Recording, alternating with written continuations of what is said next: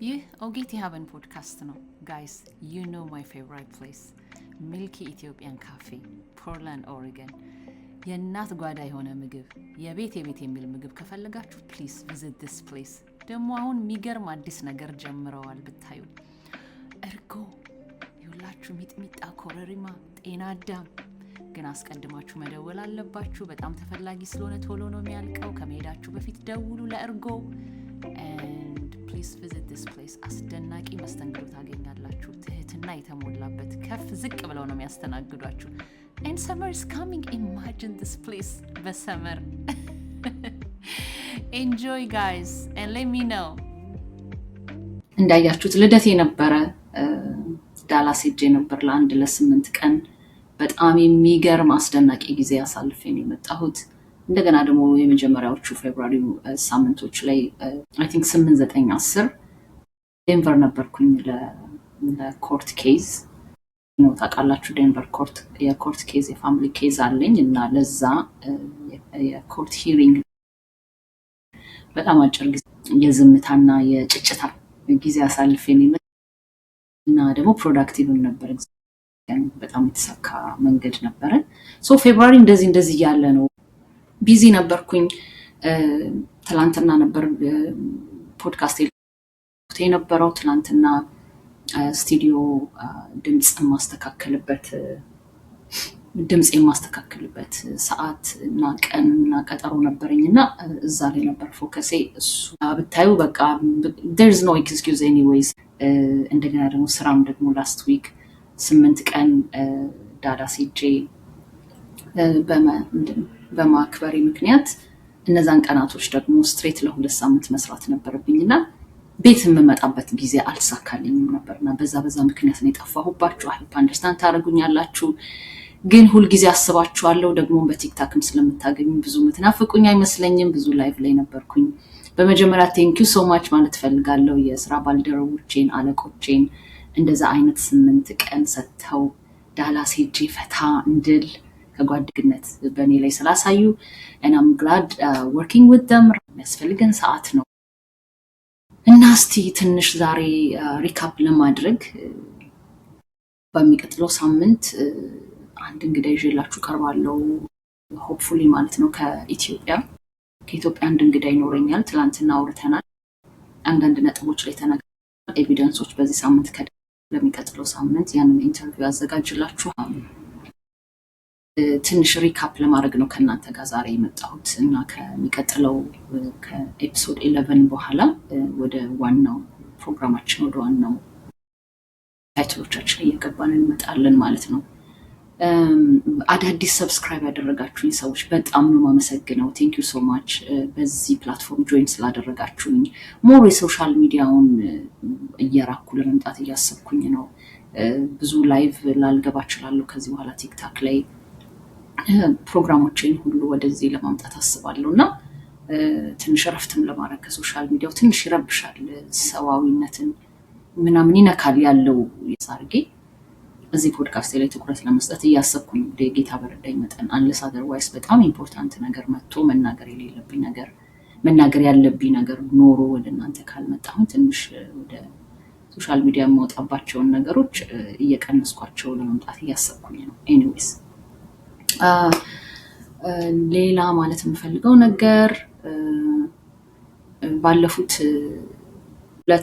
ሁለት ኤፒሶዶች ላይ ወይዘሮ ፍጹም ወርቅንና ባለቤቷን አቶ መስፍንን ከእስር ቤት አናግሬ ነበርና እሱ በጣም የተለየ ትኩረት አግኝቶ ፐርሰናሊቲን በሚነካ ጉዳይ እና የፐርሰናል ህይወቴን በሚነካ ጉዳይ አንዳንድ ሰዎች በሶሻል ሚዲያ ለምን እኔ እንኳን ብዙ ለጥቃት ፈሪ አይደለም ታውቃላችሁ። ራሴ ጥቃት አድራሽ ስለሆንኩኝ ለጥቃት ብዙ አልፈራም። ግን እንደዚህ አይነት ነገሮች አሳልፌ ነበር ባለፉት ሳምንታትና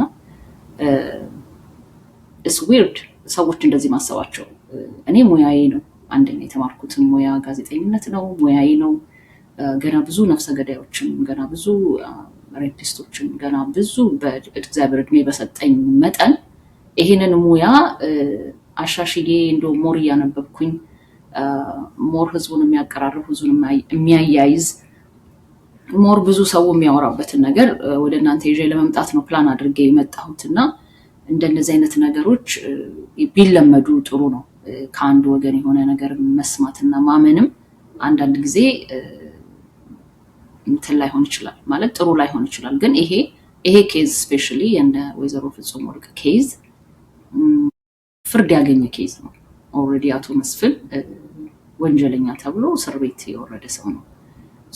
እሱ የአገሩ በሰጠው መብት ላይ ተመርኩዘን ነው ያንን ፕሮግራም የሰራ ነው። እሱም ደግሞ ምንድነው ይግባኝ መጠየቅ ወይንም ደግሞ ኬዙ እንደገና ተከፍቶ እንዲታይለት ማድረግ ስለሚችል መብት ስላለው አገሩ ስለማይከለክለው የተጨማሪ መረጃዎችና ኤቪደንሶችም ስላሉት እሱን ማድረግ እንደሚችል አንደርስታንድ ካደረግን በኋላ ኤቪደንሶቹን ካየን በኋላ ወረቀቶቹን ካየን በኋላ ነው ያንን ፕሮግራም የሰራ ነው። ምንም ኢሌጋል የሆንበት ምንም መንገድ የለም እና እንደነዚህ አይነት ነገሮች መለመድ አለባቸው ብዬ አስባለሁ። እና ለእንደነዚህ አይነት አይዲያዎች አዳዲስ መሆን ይቻላል።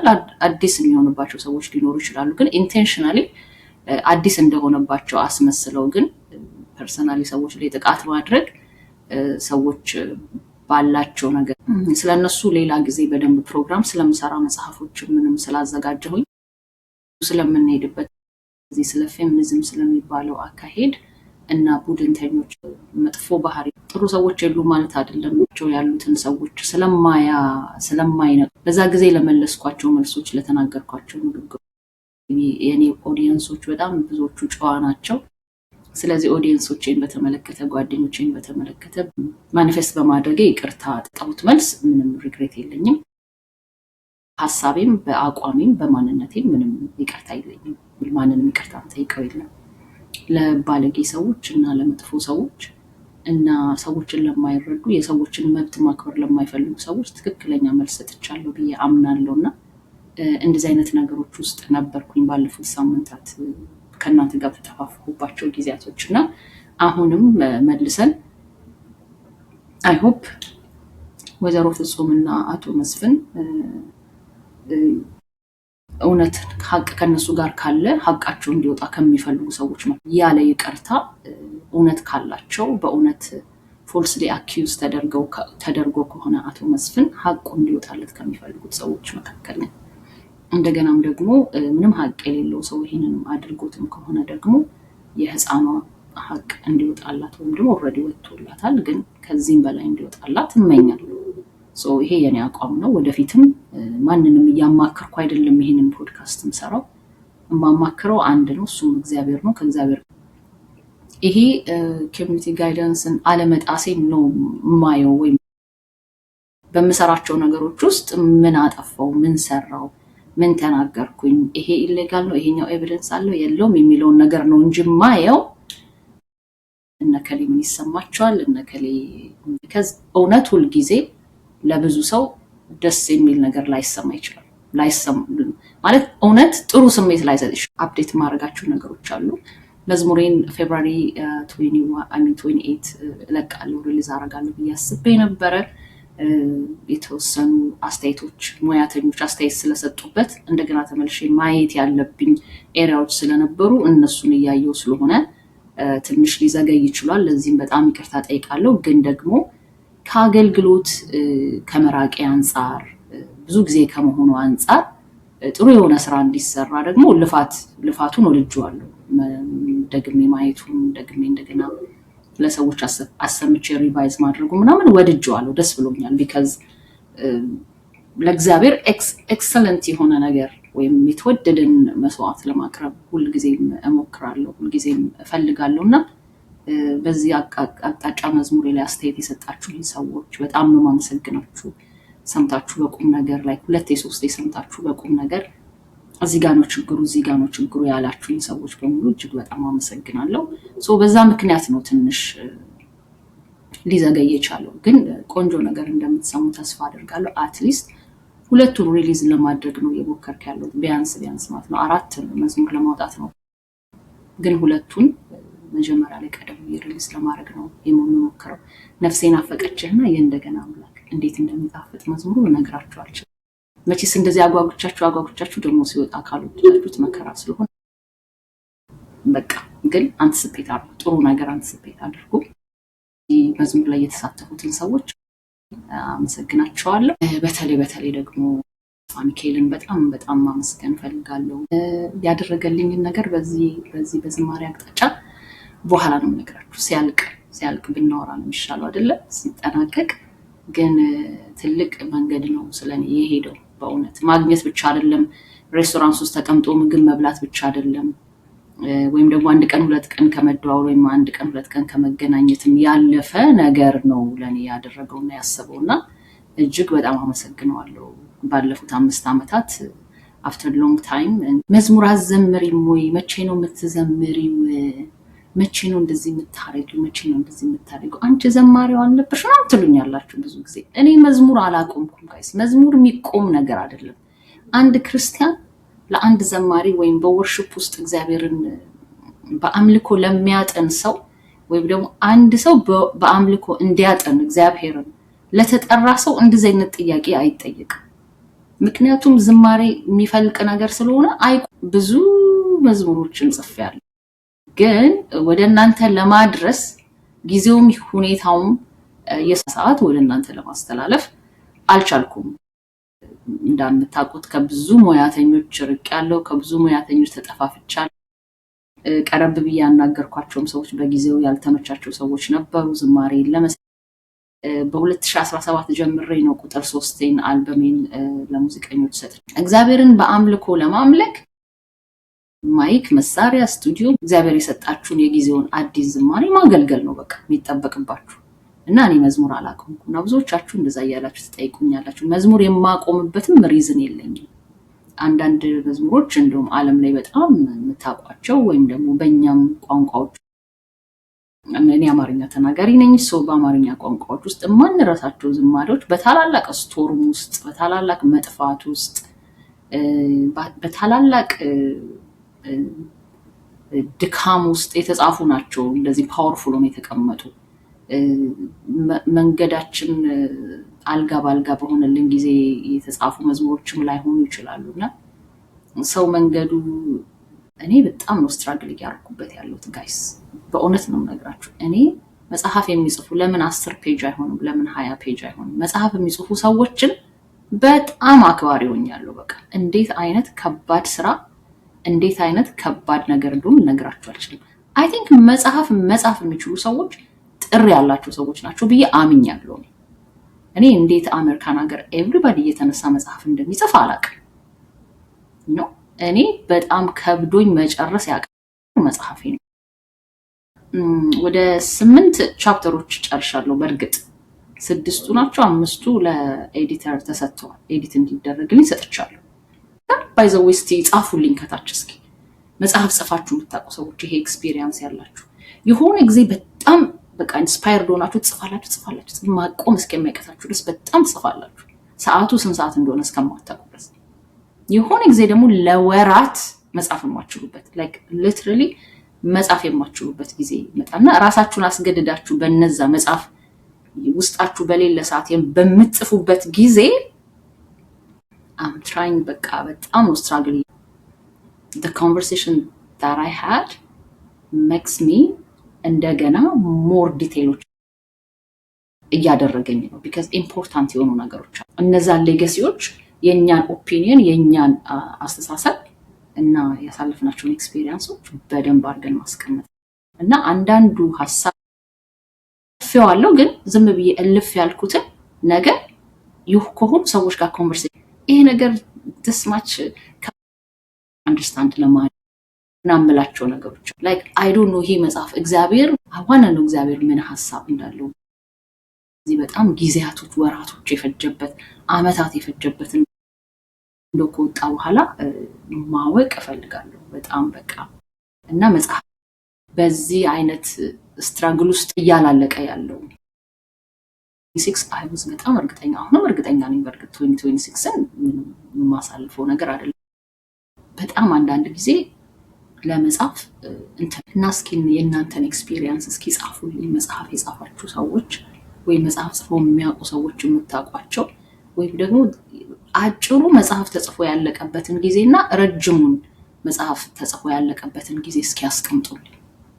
እውነት በጣም ማወቅ ፈልጋለሁ። ላይክ የኔ ችግር ነው ወይስ this is normal ወይስ ታሪኩ በስቶ ነው ኢንፎርሜሽኖቹ ኤቪደንሶቹ በስተው ነው? ግራ ገብቶኛል። ላይክ በቃ ጋራ እንደመግፋት ነው ለኔ የሆነብኝ ብታዩ። እና የሚቀጥለው ሳምንት I'm so excited. I met a person ልጆቹን ሳያናግር እንዳያናግር ተደርጎ ከፎቶ ውጪ እንዳያናግር ተደርጎ የተቀመጠ አባት፣ ማግባት ያቃተው አባት፣ በልጆቹ ናፍቆት ያረረ አባት። ባለቤቱ እዚህ አሜሪካን ሀገር ነው የምትገኘው። 2005 ላይ ወደ ኢትዮጵያ ሄዳ ከብዙ ኮንቨርሴሽን ንግግር በኋላ ወደ ኢትዮጵያ ሄዳ ከዚህ ሰው ጋር ጋብቻ አድርጋ 3 ወር ቆይታ አርግዛ ወደ አሜሪካን ሀገር ትመለሳለች። ልጁን ማናገር አይችልም፣ ማየት አይችልም፣ በአጠገቡ ያሉ ጓደኞቿን ማነጋገር አይችልም። እንደገና ደግሞ ከትንሽ ወራት በኋላ ደግሞ መጣች። ስትመጣ መንታ ረገዘች። ከዛ ኢትዮጵያ ነበረች፣ ተመልሳ እንደገና ወደ አሜሪካን ሀገር ተመለሰች። ከዛ በኋላ ድምጻቸውን ሰምቶ አያውቅም። ከፎቶ ውጪ ድምጻቸውን ሰምቶ አያውቅም። ሌገሊ ያገባት ሚስቱ ናት እንግዲህ ኢትዮጵያ ውስጥ። እና የዚህን ወንድም ታሪክ እንሰማለን ኔክስት ዊክ። ኤቪደንሶች ላክልኝ ብየዋለሁ። ሜሪጅ ሰርቲፊኬት፣ ፎቶግራፍ። ያው የልጆቹን ፎቶ አናወጣም፣ ግን ሜቢ ባለቤቱን እንትን ስንል ልጆቹ የሚታወቁ ይሆናል። ሚኒሶታ ውስጥ ነው የሚገኙት። ብዙ ከ10 ሰው በላይ መልእክት ልኮባታል። ትዳሩን አትፈልጊው ይሆናል፣ ምንም ችግር የለውም፣ ግን ልጆቼን እና ከመጀመሪያው ልጁ ጋር የ3 ወር ኤክስፐረው አሁን 12 ዓመቱ ነው የመጀመሪያ ልጁ። ሁለተኛዎቹ ደግሞ እንቲዮቹ 11 ዓመታቸው ነው። ልጆቹ ምን እንደሚያውቁ ስለሱ አባታችሁ ሞቷል ይባሉ፣ አባታችሁ መጥፎ ሰው ነው ይባሉ፣ አባታችሁ አይፈልጋችሁም ይባሉ፣ ምንም የሚያውቀው ነገር የለም። ልጆቹን አናግሯቸው፣ ለአንድ ቀን አናግሯቸው። እና አሁን ቶታሊ ባለቤቱ ጠፍታለች ለረጅም ጊዜ። ወደ 10 ሰው ሚዜዎቹን ጨምሮ ፓስተሩን ወደ 10 ሰው ሽማግሌ ልኮባታል፣ ኢንክሉዲንግ የእሷ ጓደኞችን ሪቻውት ሊያረጋት ስልኳን ቀይራለች ምናምን። እና ለልጆቹ ሌጋሲ ማስቀመጥ ይፈልጋል። ሰሞኑንም አይታችኋል በቲክታክ ላይ ታችን ለዋም ታምራት ባለፉት የትግራይ ጦርነት ላይ በጣም ተሳታፊ ነበረች። ከዩሮፕ ጣሊያን ሀገር የምትኖረው ኤክስፒሪየንስ አላረኳትም፣ ታውቀኛለች። አንድ ሩም ውስጥ ትዊተር ላይ ተገናኝተን እንደምናውቅ እህቴ ነግራኛለች። እኔ ብዙ አላስታውሳትም፣ እንዴት አድርጎ እንዳሰቃያት፣ እንዴት አድርጎ እንደደበደባት ለረጅም ዓመት ለ3 ዓመት ያህል አክቹሊ እንዴት እንደደበደባት አይታችኋል። እና እነዚህ ነገሮች በጣም በቃ ኖርማል ናቸው ከድሮም ኢትዮጵያ ውስጥ። በእርግጥ እንደነዚህ አይነት ነገሮች ግን አሁን ወደ ሶሻል ሚዲያ ሲመጡ በጣም በቃ ሰው ኖርማል እየሆነበት፣ ኢቭን እንደነዚህ አይነትን ሰዎች እንዴት አድርገው ፕሮቴክት ማድረግ እንዳለበት እንኳን ሰው እስከማያውቅ ድረስ ነው። ሴቶች ከምን አይነት ትራውማ ጋር ራሱ እንደሚኖሩ፣ ከምን አይነት ፍርሃት ጋር እንደሚኖሩ፣ ከምን ያህል ቁስለት ጋር እንደሚኖሩ ራሱ ያለ መረዳትን ጭምር አይታችኋል። እንግዲህ ሰው እንዴት እንደተቀበላት፣ ሰው እንዴት እንደሰማት፣ ሰው እንዴት እንዳዳመጣት፣ ሰው እንዴት ቻሌንጅ እንዳደረጋት፣ ሰው ከቤት ከፕላትፎርም እንዴት እንደተቀባበላት አይታችኋል። እንደነዚህ አይነት ነገሮች በጣም ሲሪየስ ቪክቲሞች አውቶማቲክሊ ጓደኞች ቢገጥሙን እንዴት አድርገን ነው ትሪት የምናደርጋቸው የሚለውን ነገር ጀስት ጀነራሊ ራሱ ቤዚክሊ እንደ ሶሻል ሚዲያ ላይ ተቀምጦ እንደሚያወራና ሀሳብ እንደሚሰጥ ሰው ራስን ዝም ብሎ ማስለመድም ጥሩ ነገር ነው። ምክንያቱም ሳናቀው እነዚህን ሰዎች ሌላ አይነት ትራውማ ውስጥ፣ ሌላ አይነት አክሽን ውስጥ እንዲወስዱ እናደርጋቸዋለን። ቢካዝ ሚዲያው በጣም ጤነኛ ስላልሆነ ማለት ነው። ጤነኛ ሚዲያ ላይ አይደለም ያለነው። ቢካዝ ማንም አይቆጣጠረን። ስለዚህ ዝም ብሎ እንደ ኃላፊነት እንዳለበት ሰው ራሳችንን ኤጁኬት ብናደርግ በጣም ጥሩ ነገር ነው። ፕላትፎርማችንን ካከበር ነው ማለት ነው። አደገ የሚመጣ ፕላትፎርም ካለን እና በጣም ብዙ ሰው ካለ፣ ብዙ የሚሰማን ሰው ካለ እንደዛ ብናደርግ ጥሩ ነው ብዬ አለው። አይዶን እናንተ ምን እንደምታስቡ። ባለፈውም ጊዜ በሶሻል ሚዲያ ነገር አግብቷት አንዴ ሁለቴ ሄዶ ቪዚት አድርጓት እንደ ባለ ትዳር ህጋዊ ትዳር ነው ያላት እንደ ባለ ትዳር የሚደረገው ሁሉ አድርጋ ኬዟ ተጀምሮ ወደዚህ ሀገር ላይ ያመጣት መስመር በጀመረበት ጊዜ በማይረባ ምክንያት መጀመሪያ ሳውዲ አረቢያ ነበረች ስራዋ እዛ ነው ኑሮዋ እዛ ነው ረጅም ዓመት እዛ ነው የኖረችው በግሩፕ 5 በሚባል ፕሮሰስ ወደ አሜሪካን ሀገር አመጣሻለሁ ብሎ ከሳውዲ አረቢያ አስለቅቆ ወደ ኡጋንዳ አምጥቶ ኡጋንዳ ላይ አይ በቃ ፍቅሬሻለሁ ወድሻለሁ ማግባት ነው ፈልገው ካንቺ ጋር ትዳር ነው መስራት ፈልገው ብሎ አግብቶ መጥቶ ተፈራርሞ ምስክር አስመጥቶ ብዙ ነገር ካደረገ በኋላ አሁን ኡጋንዳ ላይ ኬዟ ተበላሽቶ እንደ ስደተኛ እንኳን ኬዝ መጀመር አቅቷት ቁጭ ብላለች ያለችው እና ሰዎችን አናግራለች ምናምን እኔ ደግሞ በጣም የሚገርመኝ ነገር እንደዚህ አይነት መልእክት የሚደርሳችሁ የምታገኙ ሰዎች በዚህ ሰዎች እንደዚህ አይነት ታሪካቸው ምስኪን ምናምን እኮ እንድንል እኮ አይደለም መልእክት እኮ አለው እንድምታ አለው አንደኛ አሸማግሉኝ ነው ምንድነው የምትረዱኝ በዚህ ጉዳይ ነው ሁለተኛ ምናልባት ነገሩ እንኳን ባይሳካ ድምጽ ሁኑ ሌላ እኮ አይደለም እና ሁላችንም እንደዚህ አይነት ነገር ተሽገን ደብቀን እንደ ጓደኝነታችን ደብቀን ሊረዳት አልፈለገም ስቲል እዛው ሀገር ናት ያለችው ማስፈራሪያ ይደርስባታል ህግ የሌለበት ሀገር ነው ያለሽው ብር ከፍለን $50 ከፍለን ሰው የሚገደልበት ሀገር ነው ያለሽው ምትጠነቀቅ ይሻላል ሶሻል ሚዲያ ላይ ስሜን ማታጥፊ እንደዚህ አታል ሶሻል ሚዲያ ላይ ባይዘው ሰዎች ትኩረት እንዲሰጡት ነው እንጂ ስሜ ማጥፋት አይደለም ሰዎች ትኩረት እንዲሰጡት ጥያቄ እንዲያነሱ ፕሬሸር እንዲፈጥሩ እንደነዚህ አይነት ሴቶች vulnerable የሆኑ ሴቶች በረሃ ላይ ያሉ እንደዚህ የሚጠቁ ሴቶች ቶሎ ትኩረት እንዲሰጣቸው ለማድረግ ስለሚፈልግ ነው ህግም ስለሌለ ነው አንዳንድ ጊዜ ህግም የለም honestly speaking ህግም የለም ስለዚህ እነሱ እንደዛ አይነት ነገር ስለሌለ ነው አሁን ሰው በጣም ወደ ሶሻል ሚዲያ እየመጣ ታሪኩን ፐርሰናል ላይፉን ለመናገር የሚገደደው ምክንያቱም አንዳንዶች ሰዎች ፀሐይ ወጥቶላቸዋል እንደዚህ በማድረግ አንዳንድ ሰዎች ፀሐይ ወጥቶላቸዋል እንደዚህ አይነት ነገር በማድረግ ውጤቱ ምንም ሊሆን ይችላል ውጤቱ መጥፎ ሊሆን ይችላል ውጤቱ በማናለብኝነት ማናችሁ ምንድናችሁ ልንባል እንችላለን ግን ከመናገር ወደ ኋላ አንበል እንደዚህ አይነት ነገሮች አሁን እነዛ ሴቶች ቢሞቱ ታውቃላችሁ የኛ ማህበረሰብ እንዲህ ብላ ነበር እንደዚህ ብልካልኝ ነበር እንደዚህ እንኳን ናግራይ ነበር በዚህ ወጥቶ በዚህ ጣንቱ በዚህ ምናምን የማይቀር ነገር እንደዛ ነው የሚባለው ሰው እንደዛ ነው የሚለው ስትሞቱ ነው ብዙ ነገራችሁን የሚያወጣላችሁ እኔ የቅርብ ጓደኛዋ ነበር እኔ የቅርብ ዘመዷ ነበር እኔ ከጎኗ ነበርኩኝ ለኔ እንዲህ ብላይ ነበር ለማለት በህይወት ይያሉ ብንልላቸው ነው የሚሻለው ብዬ ነው በህይወት ይያሉ ብንናገርላቸው በህይወት ይያሉ ኃላፊነታችንን እኛ ብንወጣ ነው የሚሻለው ብዬ ነው ማስበውና እንደነዚህ አይነት ነገሮች በጣም እየበዙ ነው ሪሌሽንሺፕ ውስጥ ላሉ ሰዎች እናንተ መልካም ህይወት ውስጥ ካላችሁ ሪሌሽንሺፕ ውስጥ ላሉ ሰዎች ስፔሻሊ አቢዩዚቭ የሆነ ሪሌሽንሺፕ ውስጥ ያለን ሰው መምከር በጣም ከባድ ነው እየሄዱ ነው የሚናገሩት because abuse ተደረጉ እንደዛ ነው የምትሆኑት abuse ማለት አይምሯቸው በቃ ኮንትሮል ይደረጋል በእነዛ ሰዎች በመጥፎ ሐሳብ ያሳምኗቸዋል በቃ አንቺ እኮ እንዲነሽ አንቺ እኮ በዚህ ወጥሽ የምትናገሪው ነገር ሰው አይገባውም አንደርስታንድ ምንድነው የምታወሪው ምን እያሉ ጭንቅላት ኮንትሮል ስለሚያደርጓቸው የነዛን ሰዎች ቫሊዴሽን በመፈለግ ነው የሚከርሙት የሚጠቁ ሴቶች ወንዶችም ሲጠቁ ባይዘው እንደዛ ነው የሚሉት በጣም ይሄ ማስኩሊኒቲያቸው የመጨረሻ ነው የሚቀጠቀጠው የሚመታው በወንዶችም አቢዩዝ የምታረጋቸው አንተ እኮ እንዳይደለህም አንተ እኮ እንደዚህ ነህ መምራታችንም አንተ እኮ ከሌ ይሻላል ምናምን የሚባሉ ወንዶች ሪሌሽንሺፕ ላይ ራሱ ታቋቸዋላችሁ እንደዛ የተባሉ ወንዶች